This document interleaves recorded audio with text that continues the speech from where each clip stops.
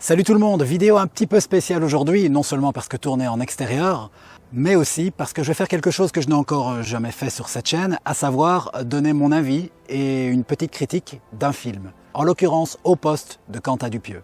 Alors avertissement, je vais spoiler comme un connard. Je pars du principe que pour pouvoir étayer un petit peu son opinion sur un film, c'est difficile de le faire sans spoiler, auquel cas on se contente de raconter le synopsis, et ça des synopsis, vous en avez partout sur internet. Premier point sur lequel j'ai envie de rebondir, c'est que j'ai lu et entendu à gauche à droite que Au poste était une rupture par rapport à tout ce qu'il a fait avant. Alors pour moi, ce n'est vrai que sur un point. Tout simplement parce que c'est tourné exclusivement en France et avec des acteurs francophones. Quoique des acteurs francophones, c'était déjà le cas dans Steak, mais c'était tourné au Canada. Pour le reste, c'est bien du Dupieux, en tout cas de mon point de vue. De nouveau, ce film traite de l'absurdité, transgresse les frontières entre le réel et l'irréel. La dose d'humour est bien présente. Alors petite touche, peut-être un peu novatrice, c'est les dialogues. C'est vrai qu'il y en a beaucoup plus. Il faut bien le dire, on est dans une sorte de huis clos. Du coup, des scènes de non-dit, il y en a un peu moins. Ah, et autre chose, qui m'a un petit peu manqué d'ailleurs, ce n'est pas Quentin Dupieux qui a fait la musique. Et il faut le dire, dans sa filmographie, la musique joue une grande part. Alors pour ma part, tout fonctionne très bien. Hormis la première scène, pour moi cette scène ne sert à rien, elle ne raconte rien, elle ne sert absolument pas le cœur de l'intrigue. Ensuite, dès qu'on est rentré dans le commissariat, je ne cessais de me dire au fil du visionnage, merde, le film en fait il ne dure qu'1h15, bordel, ça va se finir trop vite, j'en veux encore plus. Et ce sentiment n'a jamais été démenti, jusqu'à ce que le climax arrive, climax qui a pu en dérouter plus d'un. Je trouvais que la structure narrative était tellement intéressante, notamment ces flashbacks dans lesquels les personnages peuvent pénétrer, bah oui, il fallait bien qu'il y ait un petit peu de what the fuck, c'est du Dupieux. Du coup, lorsqu'on découvre qu'on est dans une pièce de théâtre, dans un premier temps, j'étais un petit peu embêté. Je me disais, mince, ça sonne un peu facile, pourvu qu'il ne fasse pas le coup du « Ah ouais, mais tout ça n'était qu'un rêve ». Pourtant, le rêve, Dupieux, ça lui parle, on est d'accord. Mais évidemment, il fallait qu'il y ait une petite bémol qui sauve la mise.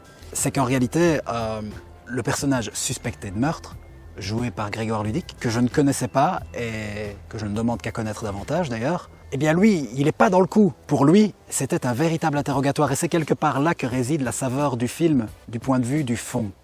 Ben oui, en réalité, il n'y a jamais eu de victime, tout est à coup monté depuis le début.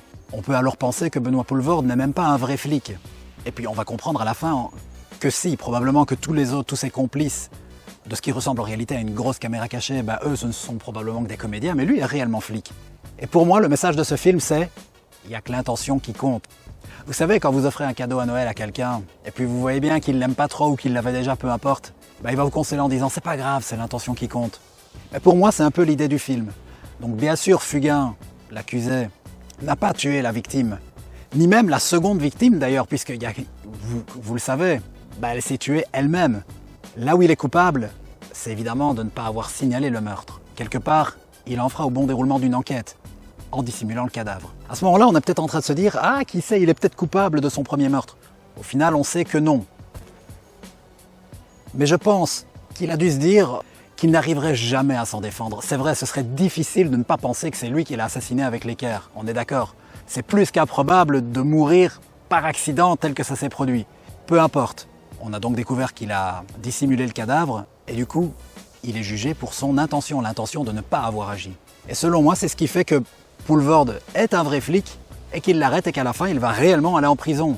En tout cas, il va être jugé. Bon, je sais, j'essaye de donner du sens à un film de Quentin Dupieux, exercice périlleux, mais quelque part, et c'est là que je biaise un petit peu ce que j'ai dit au début, oui, le fait qu'il y ait moyen de plus ou moins reconstituer l'histoire et de lui donner du sens, c'est qu'on se détache un petit peu du schéma habituel. Voilà, j'irai pas beaucoup plus loin. Le but n'est pas de faire une vidéo qui dure 30 minutes. Donc en gros, pour moi, le film tient parfaitement la route. J'avais tous mes repères que j'étais venu chercher. La fin, dans un premier temps, m'a un peu déconcerté, mais je me la suis expliqué sur base de la morale que veut dégager le film. Voilà, bien entendu, si vous avez des autres angles d'analyse, et il doit certainement y en avoir, on est quand même chez Quentin Dupieux, n'hésitez pas à la partager dans les commentaires. Je vous dis, portez-vous bien, profitez du soleil, car là, je crois que c'est généralisé. Et je vous dis à bientôt de toute façon. Ciao!